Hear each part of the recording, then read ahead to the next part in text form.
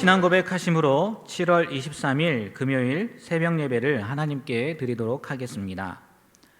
전능하사 천지를 만드신 하나님 아버지를 내가 믿사오며 그 외아들 우리 주 예수 그리스도를 믿사오니 이는 성령으로 잉태하사 동정녀 마리아에게 나시고 본디오 빌라도에게 고난을 받으사 십자가에 못 박혀 죽으시고 장사한 지 사흘 만에 죽은 자 가운데서 다시 살아나시며 하늘에 오르사 전능하신 하나님 우편에 앉아 계시다가 저리로서 산자와 죽은 자를 심판하러 오시리라.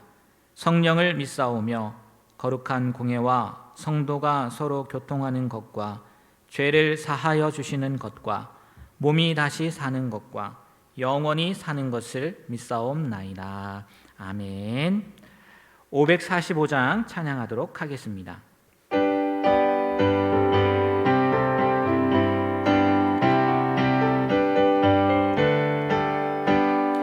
이는 내 아무 증거 아니 배워도 믿음만을 가지고서 늘 걸으며 이기에 아무 소리 아니 들려도 하나님의 약속 위에 서리라. 걸어가세 믿음 위에 서서 나가세 의심 버리고 걸어가세 믿음 위에 서서 눈 가기에 아무 증거 없어도 이 눈이 보기에는 어떠하든지 이미 얻은 증거대로 늘 믿으며 이 맘에 의심 없이 살아갈 때에 우리 소원 주 안에서 이루리.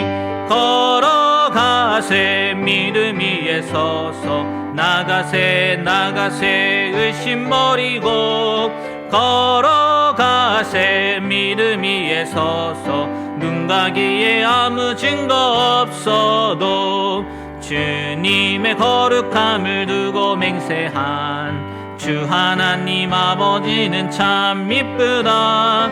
그 귀한 모든 약속 믿는 자에게 능치 못할 무슨 일이 있을까.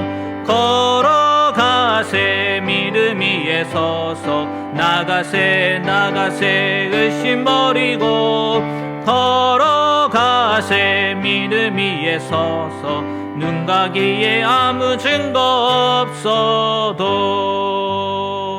아멘. 오늘 하나님께서 우리에게 주시는 말씀은 여호수아 14장 1절부터 15절까지의 말씀입니다. 여호수아 14장 1절부터 15절까지의 말씀을 오디오 성경으로 읽도록 하겠습니다. 이것은 이스라엘 자손이 가나안 땅에서 받은 기업 곧 제사장 엘르아살과 눈의 아들 여호수아와 이스라엘 자손 지파의 족장들이 분배한 것이니라. 여호와께서 모세에게 명령하신 대로 그들의 기업을 제비 뽑아 아홉 지파와 반 지파에게 주었으니 이는 두 지파와 반 지파의 기업은 모세가 요단 저쪽에서 주었으며 레위 자손에게는 그들 가운데에서 기업을 주지 아니하였으니 이는 요셉의 자손이 므낫세와 에브라임의 두 지파가 되었습니다. 이 땅에서 레위 사람에게 아무 분깃도 주지 아니하고 다만 거주할 성읍들과 가축과 재산을 위한 목초지만 주었으니 이스라엘 자손이 여호와께서 모세에게 명령하신 것과 같이 행하여 그 땅을 나누었더라. 그때에 유다 자손이 길갈에 있는 여호수아에게 나아오고 그니스 사람 여분네의 아들 갈렙이 여호수아에게 말하되 여호와께서 가데스 바네아에서 나와 당신에게 대하여 하나님의 사람 모세에게 이르신 일을 당신이 아시는 바라. 내 나이 40세에 여호와의 종 모세가 가데스 바네아에서 나를 보내어 이 땅을 정탐하게 하였으므로 내가 성실한 마음으로 그에게 보고하였고 나와 함께 올라갔던 내 형제들은 백성의 간담을 높게 하였으나 나는 내 하나님 여호와께 충성하였으므로 그날에 모세가 맹세하여 이르되 내가 내 하나님 여호와께 충성하였은즉 내 발로 밟는 땅은 영원히 너와 내 자손의 기업이 되리라 하였나이다. 이제 보소서, 여호와께서 이 말씀을 모세에게 이르신 때로부터 이스라엘이 광야에서 방황한 이 45년 동안을 여호와께서 말씀하신 대로 나를 생존하게 하셨나이다. 오늘 내가 85세로 돼 모세가 나를 보내던 날과 같이 오늘도 내가 여전히 강건하니 내 힘이 그때나 지금이나 같아서 싸움에나 출입에 감당할 수 있으니 그날에 여호와께서 말씀하신 이 산지를 지금 내게 주소서. 당신도 그날에 들으셨거니와 그곳에는 아낙 사람이 있고 그 성읍들은 크고 견고할지라도 여호와께서 나와 함께 하시면 내가 여호와께서 말씀하신 대로 그들을 쫓아내리이다. 여호수아가 여분네의 아들 갈렙을 위하여 축복하고 헤브론을 그에게 주어 기업을 삼게 하며 헤브론이 그니스 사람 여분네의 아들 갈렙의 기업이 되어 오늘까지 이르렀으니 이는 그가 이스라엘의 하나님 여호와를 온전히 쫓았습니다. 헤브론의 옛 이름은 기럇 아르바라. 아르바는 아낙 사람 가운데에서 가장 큰 사람이었더라. 그리고 그 땅에 전쟁이 그쳤더라. 아멘. 먼저 말씀을 시작하기 전에 온라인으로나마 말씀을 듣는 여러분 모두가 갈렙과 같은 믿음, 갈렙과 같은 신앙을 갖게 되길 축복합니다. 정말 그런 멋진 믿음을 모두가 가지게 되면 좋겠습니다. 오늘 말씀을 보면요, 말씀의 시작을 이렇게 합니다. 1절, 이것은 이스라엘 자손이 가나안 땅에서 받은 기업, 곧 제사장 엘르아살과 눈의 아들 여호수아와 이스라엘 자손 지파의 족장들이 분배한 것이니라 라고 하고 있어요. 시작을 이렇게 했다는 거죠. 그러면 그 뒤에 어떤 내용이 나와야 될까요? 분배한 내용들이 나와야 되잖아요. 분배한 내용. 그런데요, 분배한 내용이 바로 나오지 않습니다. 그냥 9지파와 반 지파에게 주었다고 나오고 레위 자손에게 기업을 주지 않았는데 이유는 요셉의 자손 므낫세와 에브라임이 두 지파가 되었기 때문이다 라고만 나옵니다. 그리고 나서 나오는 내용이 누구의 내용일까요? 맞습니다. 갈렙의 내용이에요. 갈렙에 관한 말씀이에요. 앞에서 말한 것과는 좀 다른 이야기의 전개입니다. 왜 그럴까요? 뭐 다른 거 없습니다. 당연히 중요하고 여기에서 필요하니까 굳이 이 부분에 삽입해서 넣었겠죠. 마치 창세기의 말씀을 보면요, 37장에 어떤 내용이 나오냐, 요셉이 애굽에게 팔려간 내용이 나와요. 그러면 38장, 이어지는 38장에는 그 애굽에서의 삶이 나와야 되잖아요. 그런데 그 내용은 어디에 나와요? 39장에 나오고요, 38장에 생뚱맞게 요셉과는 전혀 상관없는 유다와 다말의 내용이 나오는 것처럼 그렇게 오늘 갈렙의 내용이 삽입되어 있다는 거예요. 그러고 보니까요, 여호수아에서도 이 갈렙이 어디 자손이에요? 유다 자손이잖아요. 유다 자손. 유다 자손이 왜 중요한지 아시지요? 예수님께서 유다 지파의 후손이지 않습니까? 이래서 혈통하는 건지도 모르겠어요. 갈렙, 무슨 말이 더 필요하겠습니까? 유다 말씀을 듣고 또 계신 분들은, 또 읽었던 분들은 다 잘 아실 줄 알아요. 가데스 바네아에서 12명의 정탐꾼 중 여호수아와 함께 긍정의 보고를 했던 사람. 그래서 가나안 땅에 들어간 20세 이상으로, 출애굽 당시 20세 이상으로 들어간 유일한 사람 중에 한 명이죠. 여호수아와 갈렙. 또 오늘 말씀에서 보면 이 산지를 내게 주소서라고 한 사람. 찬양도 있죠. 주님이 주신 땅으로, 다 아실 거예요. 갈렙은 어떤 사람이었을까요? 짧지만 오늘 말씀을 통해서 한번 몇 가지만 살펴보도록 하겠습니다. 첫 번째는요, 7절 말씀입니다. 내 나이 40세에 여호와의 종 모세가 가데스 바네아에서 나를 보내어 이 땅을 정탐하게 하였으므로 내가 성실한 마음으로 보고하였고, 개역개정에서는 이렇게 성실한 마음으로 라고 번역을 해놓았습니다. 그런데 킹 제임스 버전에는요, 이렇게 해석을 해놨더라고요. 내 마음 안에 있는 대로. 또 NIV 버전에서는 나의 확신에 따라. 그리고 공동 번역은 마음에 믿어지는 바를 이라고 각각 번역해 놓았더라고요. 히브리어 원어는 마음에 있는 그대로라고 그런 의미로 쓰였다는 겁니다. 그러니까 여기서 말하고 있는 이 갈렙, 성실한 마음이라는 것은요, 정말 갈렙은 그렇게 믿었다는 거예요. 민수기 14장 7절에서 9절 말씀해 보니까요, 갈렙이 가나안 땅 점탐을 마친 후에 돌아와 보고할 때 백성들의 반응을 의식하지 않고 오직 하나님께 대한 그의 신앙과 확신에 따라 자신이 목격한 가나안 땅의 실정을 있는 그대로 보고했다라는 의미가 있거든요. 이것이 여기서 말하는 성실한 마음의 의미라는 거예요.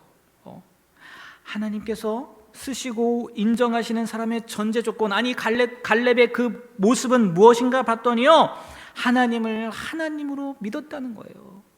그렇게 된다, 그렇게 한다, 그냥 믿었다는 거예요. 그도 그럴 것이요, 하나님을 믿지 않는 사람이 어떻게 하나님의 일을 볼 수 있겠습니까? 결코 없을 거예요. 그래서 히브리서 기자는 믿음이 없이는 하나님을 기쁘시게 하지 못한다고 고백했는지도 모르겠어요. 우리가 이런 성실한 마음, 하나님을 하나님으로 여기는 마음, 하나님이 말씀하신 것 이루신다는 그 믿음을 가지고 살아가는 우리 모두가 되길 바랍니다.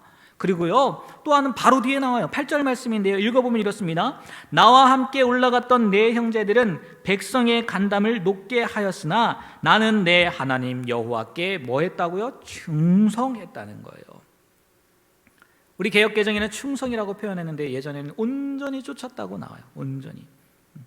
희한하게 오늘 8절에는 충성이라고 나왔는데 14절에는 또 온전히 쫓았다고 번역을 해놓긴 했어요. 예전 거는 둘 다 온전히 쫓았다고 했는데 개역개정으로 바뀌면서 8절은 충성, 14절은 온전히 쫓았다라고 이렇게 바꿔놓은 것 같아요. 쉬운 성경에도요, 온전히 믿었다고 표현하고요, 히브리 원어의 의미로 보니까 충만하다, 만족시키다의 의미가 쓰였다는 거예요. 이런 걸 보면요, 아무래도 개역개정보다는 이전 버전이 원어의 의미에 더 가까운 것 아닐까라는 생각이 나는데, 설명하자면 이거예요. 단순히 믿는 믿음에서 어떤 믿음이요? 온전히 믿는 믿음까지 갔다는 거예요. 우리가 갈렙을 통해서 깨달아야 될 것, 온전한 믿음을 가져야 된다는 거예요. 단순히 그냥 믿는 믿음을 넘어서. 우리가 흔히 그런 이야기 하지 않습니까? 두 사람이 하나님께 순종했는데요, 한 사람은요 99% 순종했고 한 사람은 50% 순종했다면 과연 누가 더 나을까? 우리 생각엔 99% 순종한 사람이잖아요. 하지만 하나님의 볼 때는요, 두 사람 다 어떠한 사람이라고요? 불순종한 사람이라는 거예요. 왜? 하나님은 100% 순종을 원하시기 때문이라는 거죠. 그게 바로 오늘 여기서 말씀하는 온전히 쫓았다, 충성으로 번역된 그 의미라는 거예요. 믿으라면 어떻게 해요? 100% 믿고 100% 순종해야 된다는 거예요. 하나님 앞에서는 전부가 필요하지 99.99999%가 필요한 게 아니라는 거예요. 왜? 그거는요, 하나님 앞에서 아무것도 아닌 게 된다는 거죠. 유럽의 식민지 정복 시대에요, 1519년 2월 19일 스페인의 탐험가 에르난 코르테스라는 사람이요, 11척의 배와 13필의 말과 110명의 선원과 그리고 553명의 병사들을 데리고 멕시코를 향해 출발했습니다. 그가 멕시코 해안에 상륙했을 당시 그곳 원주민의 인구가요, 이게 사실인지 아닌지 모르겠지만 500만 명에 육박했다는 거예요. 수치상으로요 보면 7,541대 1이에요. 구약의 그 싸움보다 엘리야 선지자가 그 바알 선지자, 아세라 선지자들과 싸운 것보다요 훨씬 그 비율이 커요.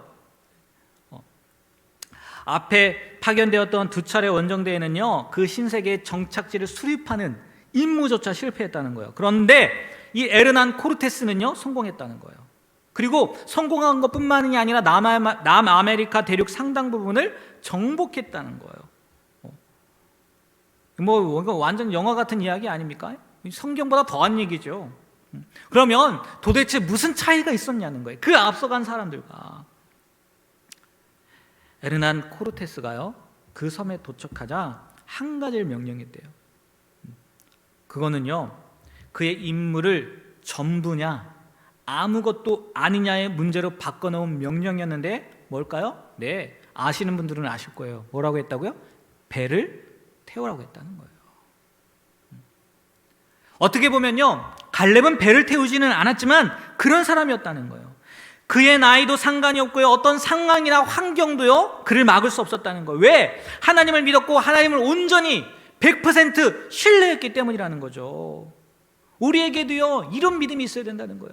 배를 태울 수 있는 믿음이 있어야 된다는 거예요. 그게 갈렙이요, 갈렙되게 한 이유였다는 거죠.